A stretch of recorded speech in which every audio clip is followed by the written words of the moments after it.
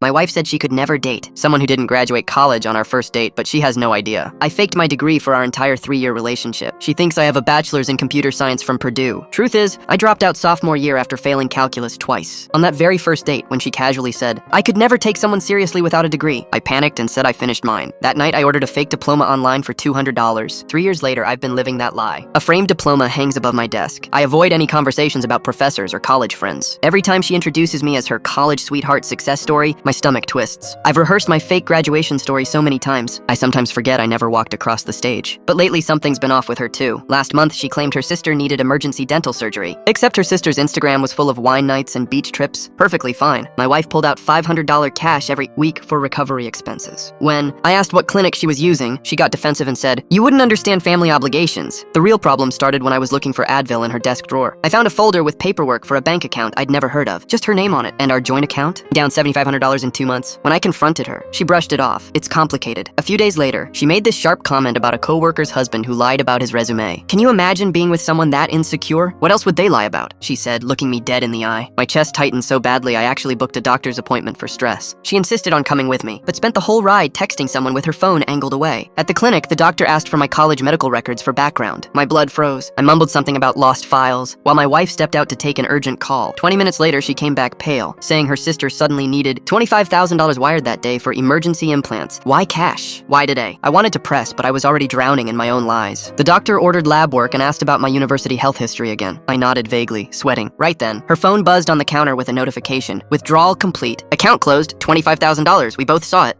She looked at me, I looked at her phone. Neither of us said the obvious. The doctor kept droning on about cholesterol while my marriage was imploding in silence. Finally, she muttered, I might need to stay with my sister for a while, help her recover. I just said, the doctor thinks I should manage stress better. Neither of us said what we meant. She left the next morning, suitcase in hand, kissed me at the door, promised to call when she landed. That was 2 days ago. Her phone goes straight to voicemail. Meanwhile, her sister posted a story yesterday from brunch. Mimosas, pancakes, 0 dental issues. I checked our credit card history last night. Months of charges at storage facilities, searches for sublets in Seattle, where her old college roommate lives, even a one-way ticket bookmarked. She'd been planning her exit for months while I was obsessing over maintaining my fake diploma story. The $25,000 wasn't for dental surgery. It was her escape fund. My biggest fear that she'd find out I never graduated turned out irrelevant. She already had 1 foot out the door, and for the first time in years, I sat in my office, stared at that fake diploma on the wall, and realized how heavy a piece of paper can feel when it's nothing but a lie.